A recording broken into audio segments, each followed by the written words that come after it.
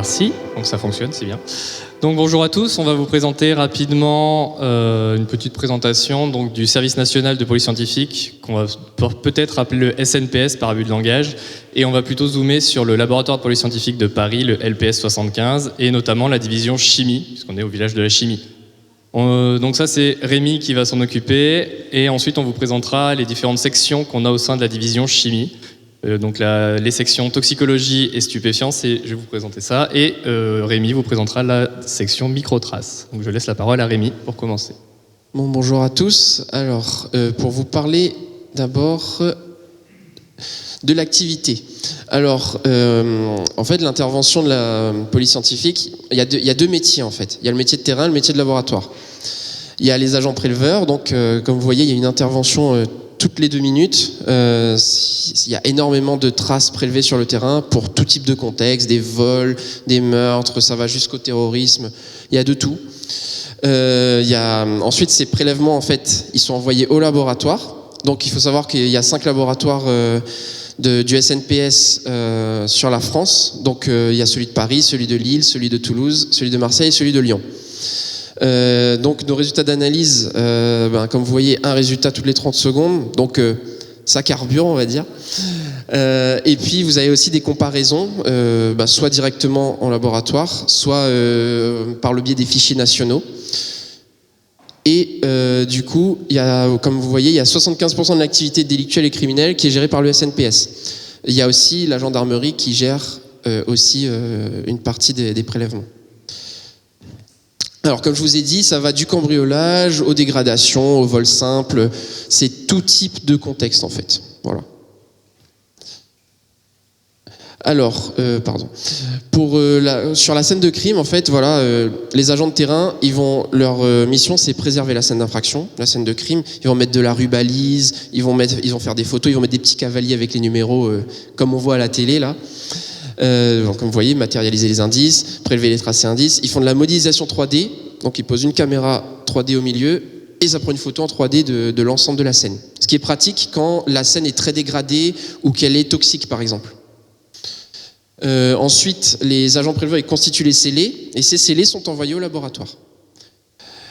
Et oui, pour certains agents, il y a des assistances à reconstitution, des assistances à autopsie également. Voilà, pour ceux du terrain en tout cas. Hop. On a aussi des unités opérationnelles particulières, comme l'unité nationale d'intervention qui intervient sur des grosses scènes de catastrophes, d'attentats. L'unité Constox, comme je vous ai dit, dans des milieux toxiques, des armes biologiques, des armes chimiques. Donc eux, ils sont spécialisés là-dessus.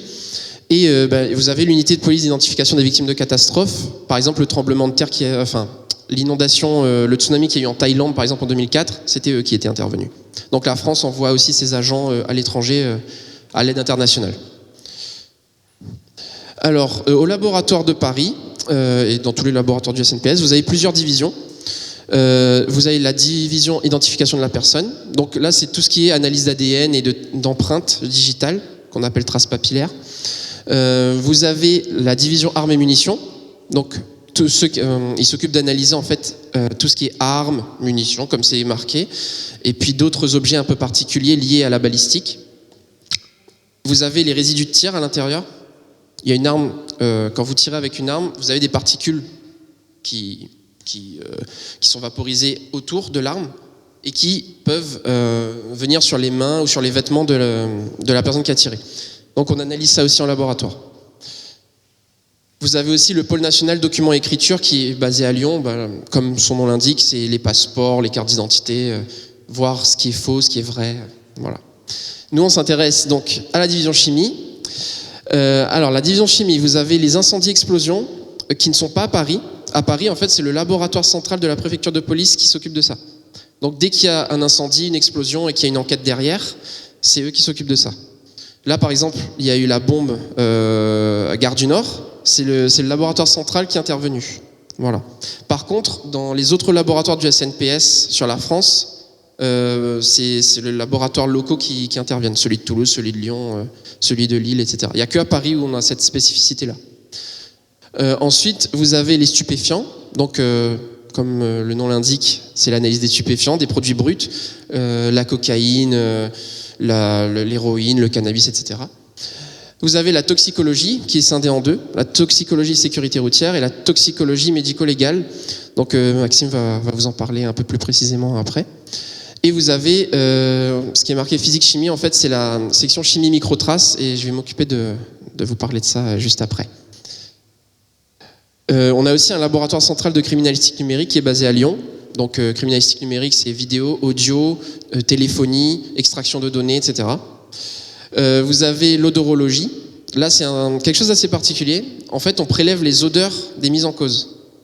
Et ce sont des chiens entraînés pour ça qui vont déterminer, par exemple, telle odeur appartient à tel individu.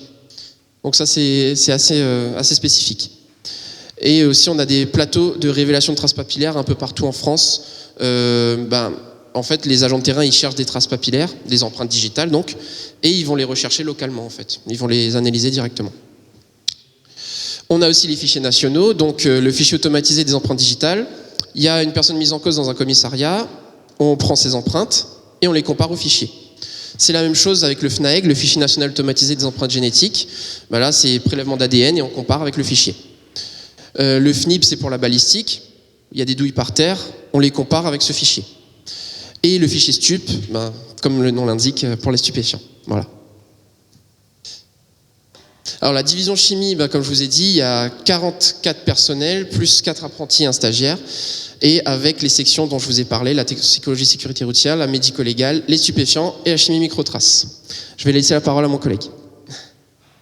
Donc on va voir un petit peu plus en détail ce qu'on fait au laboratoire de police scientifique de Paris. On va commencer par les sections toxicologie, en commençant par la section toxicologie sécurité routière, qui représente la majorité de l'activité du laboratoire en chimie.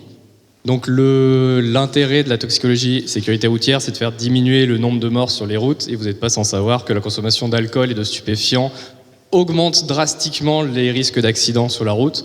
Donc c'est pour ça que nous on est là pour essayer de montrer si des gens ont consommé à la fois des stupéfiants et ou de l'alcool, pour essayer d'après engendrer des sanctions, pour essayer de limiter le nombre d'accidents sur les routes. Donc les contextes, c'est soit des contrôles routiers, la personne est contrôlée aléatoirement et il y a un dépistage qui est positif. Le dépistage seul ne suffit pas et donc il va y avoir un prélèvement qui est envoyé au laboratoire pour confirmer la présence ou non de stupéfiants ou d'alcool. L'alcool, c'est pas une obligation parce que ça peut être dosé directement sur le terrain, mais pour ce qui est des stupéfiants, ça doit être confirmé en laboratoire. Le deuxième contexte, donc les contrôles routiers, oui, ça peut être soit un contrôle aléatoire, soit ça peut être une personne qui conduit un petit peu bizarrement et qui peut être suspectée, donc il peut y avoir un dépistage qui est fait par les forces de l'ordre sur le terrain. Le deuxième contexte, c'est les accidents de la route, qui peuvent être à la fois matériels, quelqu'un est rentré dans un lampadaire ou abîmé quelque chose, ou dans une autre voiture, un accident corporel ou malheureusement les accidents mortels, où là il va y avoir systématiquement des dépistages, alcool et stupéfiants. Ça peut arriver que de temps en temps on fasse des recherches de médicaments, mais c'est plus rare dans un contexte sécurité routière. Il va falloir qu'il y ait des suspicions de consommation de médicaments psychoactifs. Par contre, la recherche d'alcool et stupéfiants, ça se fait très régulièrement. On travaille en réquisition, donc c'est les forces de police du terrain qui nous envoient les prélèvements au laboratoire et qui réquisitionnent au laboratoire pour qu'on puisse faire ces analyses. On ne travaille que pour la police nationale. Les recherches, donc pour le stupéfiant, on peut rechercher à la fois dans la salive et dans le sang. La recherche de stupéfiants dans la salive, c'est ce qui représente la très large majorité de notre volumétrie, et c'est ce qui va le plus vite, donc c'est pour ça que c'est ce qu'il y a de plus qui est fait. En revanche, pour l'alcool, on ne peut pas doser l'alcool dans la salive, donc ça va forcément être un prélèvement de sang. Alors que sur le terrain, on peut aussi doser l'alcool dans le volume d'air expiré. Mais en laboratoire, c'est dans le sang. Donc c'est ce qu'on fait en sécurité routière. On va chercher en toxicologie en fait des toutes petites traces de stupéfiants dans le sang ou dans la salive. On est sur du nanogramme par millilitre de stupéfiants. Donc nanogramme de stupéfiants par millilitre de sang, si ça vous parle pas, c'est 1 milliardième de gramme. Donc il faut 1 milliard de nanogrammes pour faire 1 gramme dans 1 millilitre de sang. Donc c'est vraiment des toutes petites traces de stupéfiants qu'on va rechercher. En toxicologie médico-légale, on fait globalement la même chose, mais c'est le contexte qui va changer. Là, on n'est plus dans un contexte sécurité routière où quelqu'un s'est blessé ou a conduit bizarrement un véhicule, mais on est dans d'autres contextes. Donc on a 3 grands contextes de travail en toxicologie médico-légale. C'est la toxicologie du vivant. Donc ça peut être des accidents, mais pas des accidents routiers, des accidents, quelqu'un était blessé autrement, des intoxications avec des médicaments, des tentatives d'homicide, des violences, des agressions, des vols, etc., des viols. Ce qui nous amène à notre deuxième contexte d'étude, parce que les viols, ça s'accompagne malheureusement souvent de soumission chimique, qui est très à la mode en ce moment malheureusement. Donc la soumission chimique, c'est l'administration de substances psychologiquement actives à un individu, à son insu ou sous la menace. Donc soit la personne ne savait pas et a été droguée, soit on l'a forcé à prendre une substance qui va faire tomber ses défenses naturelles et elle va plus être capable de se défendre elle-même. Et donc malheureusement, ça amène souvent donc, des visées délictuelles ou criminelles, donc des viols ou des vols majoritairement.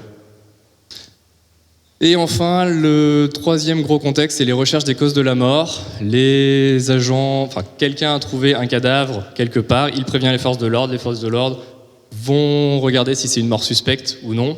Si c'est une personne très âgée qui est morte dans son lit, on ne va pas être réquisitionné pour faire de la toxicologie médico-légale, mais si c'est une personne jeune ou si on a trouvé des médicaments à côté, qu'on suspecte un suicide, des choses comme ça, des overdoses, des empoisonnements, ou alors si le médecin légiste pose ce qu'on appelle un obstacle médico-légal, donc ça veut dire qu'il suspecte quelque chose, la personne, il n'y a rien qui permet de dire qu'elle est morte de mort naturelle, on va nous réquisitionner pour savoir est-ce que la toxicologie peut expliquer. Encore une fois, une overdose, un médicament, quelque chose qui pourrait expliquer.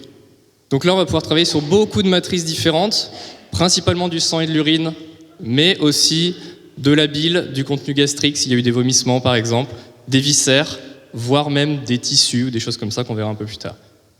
Et aussi les cheveux qui vont nous permettre de remonter bien dans le temps, on va regarder ça. Donc la toxicologie du vivant, c'est ce que je vous ai dit globalement, rechercher des toxiques dans les matrices biologiques, dans un contexte médico-légal, donc souvent criminel. Et ce qui est important, en fait, c'est le délai de prélèvement, qui va beaucoup impacter les interprétations de l'expert, puisque la majorité des toxiques vont être éliminés rapidement dans les matrices biologiques, surtout dans le sang. À titre d'exemple, l'alcool, il est éliminé entre, on va dire, 0,125 et 0,25 grammes par litre d'alcool par heure. Donc, plus vous attendez et plus vous allez faire chuter ces concentrations, et donc moins on va avoir de chances de les découvrir. Ça, c'est l'exemple de l'alcool, mais il y a d'autres métabolites ou d'autres toxiques qui vont diminuer encore plus vite. On entend souvent parler du GHB qui est éliminé très rapidement puisqu'il est physiologique, on en a tous, on en produit tous, donc on l'élimine très rapidement et donc c'est très difficile de tracer si on n'est pas assez rapide. Ce que je peux vous dire aussi, c'est que par exemple, l'intérêt d'analyser les cheveux en toxicologie, c'est que on va garder énormément, nos cheveux vont garder énormément de traces de ce qu'on consomme, et ce pendant très longtemps. Et les cheveux ont l'avantage de pousser en continu dans notre vie à une vitesse relativement fixe, d'environ 1 cm par mois. Donc si jamais une personne est suspectée d'avoir été droguée ou d'avoir été intoxiquée, qu'on n'a pas de traces, et par contre il faut qu'elle soit vivante, c'est dans le contexte toxicologie du vivant évidemment, si on n'en retrouve pas dans nos analyses au niveau du sang et de l'urine les toxiques qu'on avait suspectés, on pourra regarder dans ses cheveux, on laisse les cheveux pousser et au bout de quelques mois, on fait un prélèvement de cheveux, on fait des mèches et on peut doser comme ça les toxiques dans les cheveux. Ça nous permet de remonter dans le temps et de dire oui, effectivement, il y a bien eu une consommation à cette époque dans les cheveux. C'est des analyses qui sont beaucoup plus lourdes, donc elles ne sont pas faites en systématique, mais c'est des choses qui sont possibles. Dans le contexte de la soumission chimique, il y a 3 grands acteurs dans la soumission chimique. Là où les agresseurs, qui sont dans la très large majorité des cas connus de la victime et sont des personnes de confiance à l'origine. La victime, évidemment, donc elle est connue, puisque c'est forcément c'est la victime, donc c'est elle qui a été déposée plainte ou que les forces de l'ordre ont retrouvée. C'est majoritairement des femmes dans le contexte d'agression sexuelle, malheureusement, mais ça peut aussi être des hommes dans des contextes de vol. Ça arrive de plus en plus souvent. Nous, notre travail, ça va être d'identifier le 3e acteur qui va être les substances chimiques. Identifier qu'est-ce qui expliquerait cette soumission chimique. Et donc, cette soumission chimique, elle a pu être dissimulée dans des aliments, des boissons. Donc, on peut rechercher à la fois dans les matrices biologiques, le sang, l'urine, les cheveux, comme je vous ai dit, mais on peut aussi étudier s'il y a eu des boissons, des verres qui ont été consommés dans un domicile, par exemple. On peut aussi analyser les liquides ou des médicaments, des choses comme ça, qui auraient pu être modifiés, par exemple. On a mis un enrobage, d'un antibiotique, mais en fait, la personne a glissé une molécule psychoactive dans l'antibiotique. On peut aussi étudier tout ça. Et enfin, les recherches des causes de la mort. Comme je vous ai dit, là, on a trouvé une personne décédée. Il va falloir qu'on comprenne, est-ce qu'on peut expliquer toxicologiquement pourquoi cette personne est décédée? Est-ce qu'elle a fait une overdose? Est-ce qu'elle a pris des substances qui auraient pu amener à un comportement dangereux qui fait qu'elle a eu un accident, etc., ou l'a poussée au suicide? Donc ça, c'est un peu ce qu'on a dit déjà. La petite particularité, c'est que en général, quand on étudie du sang, on étudie du sang périphérique, le sang qui coule dans nos veines. On fait une prise de sang, on prélève le sang. Dans le cas des recherches des causes de la mort, si la personne est décédée depuis un certain moment, on ne va pas être capable de récolter le sang périphérique dans ses veines. Donc on va devoir aller récupérer le sang cardiaque directement par une ponction cardiaque. Donc là, c'est le médecin légiste évidemment qui fait ça. Ça a l'avantage qu'on arrive à avoir du sang, même si généralement on a des volumes assez réduits. Mais on a une bonne sensibilité sur nos appareils, donc on arrive quand même avec des petits volumes à faire nos analyses. Par contre, les interprétations vont être à prendre avec beaucoup de précautions, et donc là, il faut vraiment le travail d'un expert médico-légal pour interpréter, puisque les concentrations, les métabolites ont tendance à se concentrer dans le sang cardiaque, surtout après le décès des personnes. Donc là, il y a un gros travail d'interprétation derrière. On peut aussi faire des recherches de carboxyhémoglobine dans le cadre d'intoxication au monoxyde de carbone, par exemple dans le cadre des incendies ou des chaudières mal réglées, des personnes font des malaises, se sentent pas bien, voire là sont décédées puisque c'est recherche des causes de la mort. On peut regarder si elles ont été intoxiquées au monoxyde de carbone. On peut faire des recherches de cyanure. Si on retrouve une personne qui est décédée dans l'eau, on peut aussi faire des recherches des causes de noyade, puisque un cadavre qui est découvert dans l'eau, effectivement c'est une personne qui a pu se noyer, mais pas forcément. C'est peut-être aussi une personne qui est décédée et on a voulu se débarrasser du corps. En étudiant les taux de strontium dans les poumons du Maccabée et les taux de strontium dans l'eau environnante, on peut savoir si la personne, elle s'est noyée à cet endroit. Après, elle peut s'être noyée ailleurs et le corps a pu dériver, mais en tout cas, on est capable de regarder si effectivement, oui, la personne est décédée noyée ici, ou si elle n'a pas été noyée, si les taux ne sont pas compatibles avec une noyade, donc la personne a été décédée avant et on s'est débarrassé du corps.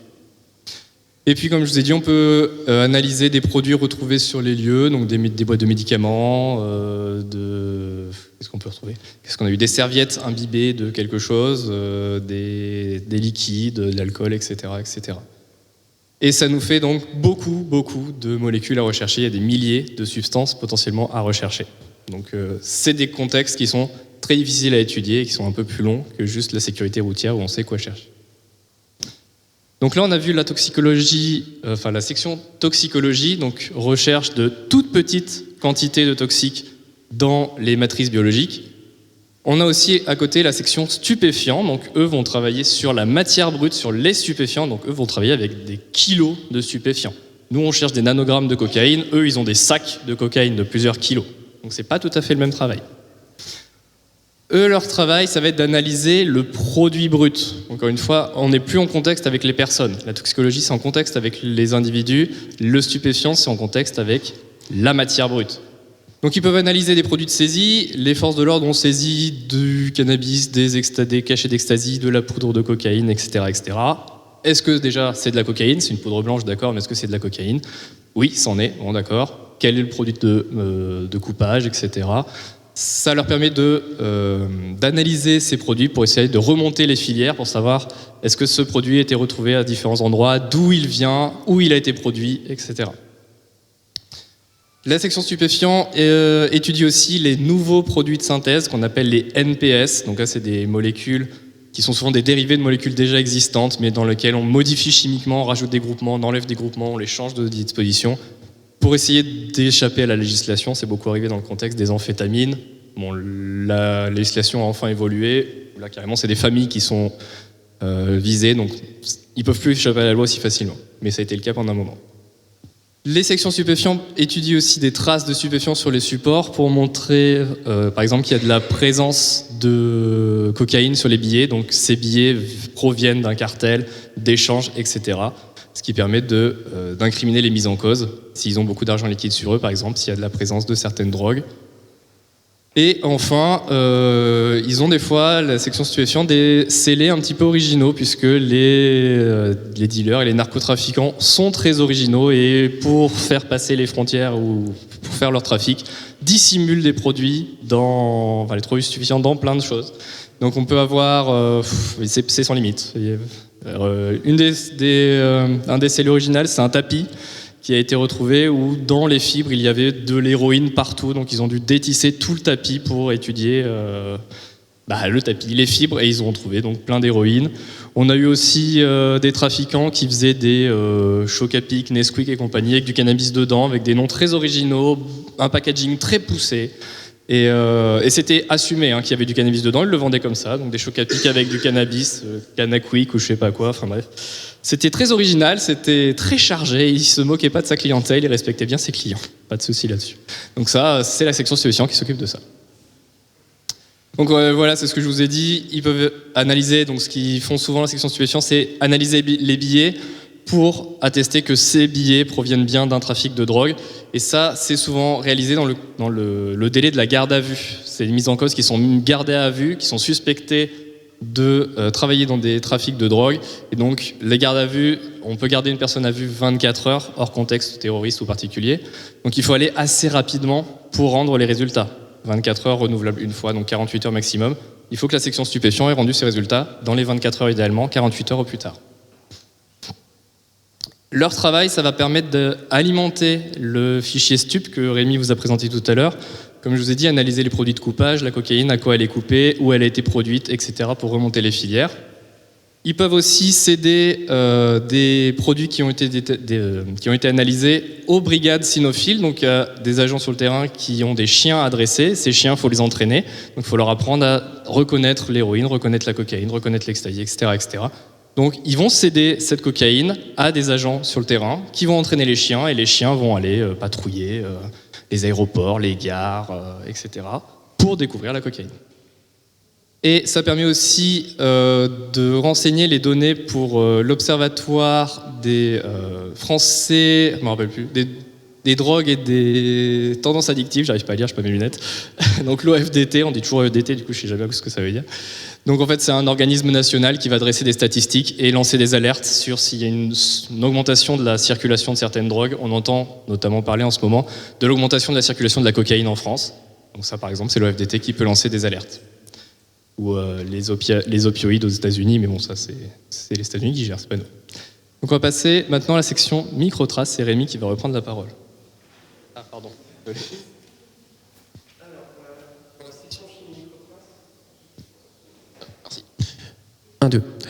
Pour la section chimie microtraces, alors là on vous a parlé de matrices biologiques, sang, urine, salive, ou des stupéfiants. Là en fait c'est tout le reste. En gros, des produits manufacturés, des peintures, du verre, des polymères, tout ce que vous voulez. Alors, qu'est-ce qu'on va rechercher ? On va rechercher des traces de peinture. Exemple, un accident avec un délit de fuite. Il y a une personne qui se fait renverser par une voiture. Il y a une victime, il n'y a pas de caméra, il n'y a pas de voiture, il n'y a rien, à part la victime. Il y a les vêtements de la victime. Donc les agents de terrain vont nous envoyer les vêtements et on va rechercher en fait des petites écailles de peinture éventuelles ou des petites traces de peinture sur les vêtements de la victime. Et avec ça, qu'est-ce qu'on fait ? On peut identifier un modèle et une marque de voiture, tout simplement. Après, ça peut être voiture contre moto, voiture contre bâtiment, ou moto contre bâtiment. Enfin voilà, il y a des tas de possibilités. On va analyser les fragments de verre. Là, un autre exemple, un cambriolage par exemple. Vous avez une personne qui brise une vitre d'un bâtiment pour cambrioler. Il est retrouvé, il est vu sur les caméras. On récupère ses vêtements. Il y a de la poudre de verre sur ses vêtements. On va comparer cette poudre de verre avec le vitrage du bâtiment. Ça marche aussi pour les accidents avec délit de fuite. On retrouve des morceaux de verre sur la victime. On va pouvoir comparer avec un véhicule mis en cause. Voilà. C'est tout type de verre. Même vous, par exemple, dans un cadre, vous mangez quelque chose, il y a un bout de verre dedans, on peut comparer avec le contenant, par exemple. Enfin, voilà, ça peut être n'importe quel contexte. Fibres et ou matière plastique, pareil, le cambrioleur, il casse la vitre, il laisse un peu de ses vêtements un peu de fibre de ses vêtements sur le bâtiment. Donc on peut comparer aussi. Tout type de contexte, ça peut être des agressions sexuelles, ça peut être des vols, ça peut être... Comme je vous dis, c'est vraiment très très large. Les billets maculés, alors, quand vous cassez un distributeur automatique de billets, qu'est-ce qui se passe ? Il y a une encre qui vient imbiber les billets. et qui rend les billets inutilisables. Vous ne pouvez pas les utiliser pour acheter quelque chose, vous ne pouvez pas alimenter votre compte bancaire avec. D'ailleurs, ça alerte directement la police. Et en fait, on peut, grâce à cette encre, en fait, remonter à un distributeur automatique de billets particulier. Voilà, je vais vous expliquer ça un peu plus en détail. Donc, billets maculés, produits marques encodés, c'est la même famille. Et aussi les produits ménagers, les acides, les bases, les liquides inconnus, les poudres inconnues, tout ce que vous voulez. Voilà. En vrai, tout ce qui va pas ailleurs dans le labo, ça vient chez nous, dans la section chimie microtraces. Alors, donc pour les peintures, donc on fait de l'identification et de la comparaison de peintures de véhicules. Alors l'identification, elle est entre guillemets plus simple avec les peintures de véhicules parce qu'on a une base de données européenne. En fait, la base elle est incrémentée au niveau européen. On peut avoir par exemple, comme je vous disais, une trace de peinture sur quelque chose, sur un bâtiment, sur une victime. On va faire les analyses. Et à partir de ces analyses, on peut rentrer tout ça en base de données et remonter à une marque et un modèle de véhicule. Par exemple, c'est une Toyota Auris grise. Les enquêteurs ils vont chercher toutes les Toyota Auris grises dans les environs. Voilà, par exemple. Les peintures aérosols, vous avez un tag de N quelque part. On récupère, le tag est récupéré et on peut le comparer avec une bombe d'un mise en cause, par exemple. Ils retrouvent un mise en cause et on compare la bombe. On peut aussi, la base de données n'est pas exhaustive, mais on peut essayer de remonter à une marque de bombe. C'est plus difficile. C'est beaucoup plus difficile que les véhicules. Les peintures d'outils, les peintures domestiques, là c'est des produits manufacturés. Donc on préfère avoir de la comparaison quand même. Parce que là c'est quasiment impossible d'identifier directement. On peut dire, c'est tel type de peinture, mais c'est pas vraiment une aide à l'enquête. Voilà. Pour le verre, comme je vous disais, vitrage bâtimentaire, automobile, verres alimentaires, verres spéciaux, par exemple des verres en cristal. Par exemple, dans une affaire, il y a un verre en cristal qui est impliqué. Ces verres ont une spécificité et on va pouvoir les comparer. Voilà. Déjà, rien que visuellement, avec beaucoup d'observations, on peut savoir quel type de verre c'est en fait, directement. C'est vitrage automobile, c'est vitrage bâtimentaire. Voilà. Dans une enquête, c'est toujours utile. Voilà donc pour les produits marques encodés. Vous voyez les billets maculés juste ici. Je ne sais pas si on voit non, on voit pas le pointeur. Voilà tout ce qui est à droite là. Ça sort comme ça. Quand un distributeur automatique de billets est cassé, les billets ils ressortent comme ça. Et donc à partir de cette encre là, il y a des traceurs spécifiques à l'intérieur. Imaginons que vous retrouvez, les enquêteurs, ils retrouvent une personne qui a des billets comme ça. Je sais pas, à Strasbourg, à Berlin, dans un autre pays européen. C'est envoyé chez nous et nous on peut identifier le distributeur automatique de billets particulier en fait, d'où il vient.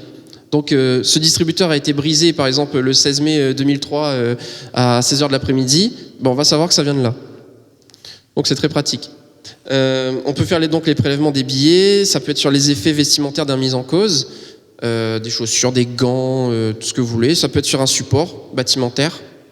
Ça peut être directement sur la peau du mis en cause, on peut faire des prélèvements. Voilà, comme je vous disais, les produits marques encodés, en fait, vous avez la protection de valeur au niveau des billets. La protection des biens aussi. Il existe des produits, un particulier peut acheter par exemple un produit marquant particulier pour, je sais pas, il a un ordinateur à 10 000 €, il n'a pas envie qu'on lui vole.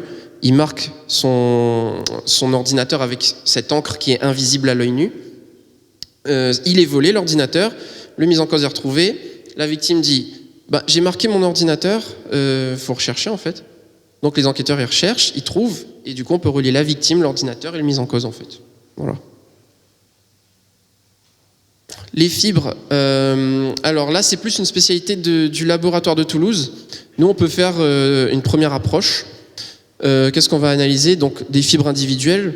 Faut savoir que c'est extrêmement petit, c'est vraiment c'est microscopique. Donc on va pouvoir comparer deux types de fibres. On va pouvoir comparer une fibre et une pièce de tissu, deux pièces de tissu, des fils tissés, absolument tout ce qui est textile en fait. Donc voilà, par exemple si c'est transportable, on a directement le scellé. Si c'est non transportable, il y a des prélèvements qui sont faits sur le terrain avec des bandes adhésives particulières. Et on va pouvoir les récupérer et faire les analyses à partir de ça. Nous faisons aussi les débris automobiles. Une voiture bélier sur un magasin, pas de caméra, il reste des débris automobiles. Et nous, on va pouvoir remonter à une marque et un modèle, tout simplement. Si on a un numéro de série, c'est super simple. On lit le numéro de série, voilà, c'est fait. S'il n'y a pas de numéro de série, on fait un puzzle au maximum. Et là, on va sur le terrain, du coup. On va dans des casses, on va voir des concessionnaires, on peut voir certains spécialistes pour nous aider à l'identification du véhicule. Voilà. On fait aussi tout ce qui est, comme je vous disais, polymère, également adhésif et colle. Par exemple, une victime bâillonnée avec un adhésif, il y a un mise en cause qui est retrouvé via l'ADN, via les traces papillaires. Il dit oui, mais elle était déjà attachée ou c'est pas moi qui l'ai attachée. Sauf qu'on retrouve un rouleau d'adhésif chez le mis en cause et on va pouvoir comparer les deux. Voilà. Après, on peut savoir juste faire de l'identification en disant il y a tel type de colle, tel type de fibre, tel type de renfort dans l'adhésif. Voilà. Et comme je vous disais, tout ce qui ne va pas ailleurs dans le laboratoire, en fait, ça vient chez nous. Donc des fois, on peut avoir un morceau de plastique, on nous demande ce que c'est, d'où ça peut venir. J'ai un exemple, on avait un petit bout comme ça de 1 mm blanc qui ressemblait peut-être à de l'os ou quelque chose comme ça. Et on nous demandait d'où ça vient. En fait, c'était un morceau de lame de couteau en céramique, par exemple. Là, c'est de la recherche visuelle. Dans notre section, on fait en gros notre section, c'est 90% d'observation à la loupe binoculaire, au microscope, à l'œil nu. Et ensuite, on fait des analyses chimiques pour confirmer ou infirmer ce qu'on a vu, tout simplement. Voilà. On va passer au parc analytique. Si tu veux, on fait ensemble. Tu peux commencer ? Tu peux commencer ? Tiens. De toute façon, on va passer assez rapidement. Là, ça s'adresse plutôt à des chimistes plutôt confirmés. Donc, nos analyses, on les fait avec des appareils de pointe. Donc, soit chromatographie liquide, soit chromatographie gazeuse. Et on verra autre chose que la chromatographie. Mais donc, avec des chromatographies liquides couplées à des spectromètres de masse ou spectromètres de masse en tandem. Merci. Ou des systèmes cut-off pour ceux à qui ça parle, mais on ne va pas s'attarder. D'autres systèmes donc avec des orbitraps ou des détecteurs spécifiques type DAD, barrette de diode, etc. La chromatographie gazeuse qui a aussi ses penchants couplée à de la spectrométrie de masse en tandem, voire même des feeds, des flammes à ionisation. La tendance, c'est qu'on augmente de plus en plus l'automatisation pour que ça soit la machine qui prépare l'échantillon et qui lance l'analyse et qu'on a juste à récupérer les résultats. Pour le moment, c'est encore beaucoup de préparation manuelle et analyse sur la machine, mais de plus en plus, on a une préparation automatisée à la fois en chromatographie liquide ou en chromatographie gazeuse. Mais il y a autre chose que la chromatographie. On peut aussi utiliser de l'immunoanalyse pour faire des screenings, donc utiliser des anticorps qui vont reconnaître spécifiquement telle molécule. Si on ne sait pas du tout ce qu'on doit rechercher, c'est une première approche intéressante. On peut faire de la spectrométrie de masse, ICP à plasma couplé, voilà, à couplage inductif, voilà, c'est ça. Et la microscopie infrarouge à transformer de Fourier, ça c'est plutôt les microtraces qui l'utilisent. Nous, on n'a pas d'intérêt à faire ça. En ce qui concerne le recrutement, donc pour rentrer dans la police scientifique, c'est par concours externe de la fonction publique. 3 grands niveaux d'entrée, technicien de police scientifique, technicien principal de police scientifique et ingénieur de police scientifique avec respectivement bac, bac plus 2 et bac plus 5. Si vous voulez en savoir plus sur les recrutements, on a un stand E13. Vous pouvez venir nous voir toute la journée, on pourra en discuter, il n'y a pas de problème. Si vous avez des questions, on est disponible et sinon vous avez des numéros de contact si vous avez des questions plus tard, après le salon. Merci pour votre attention.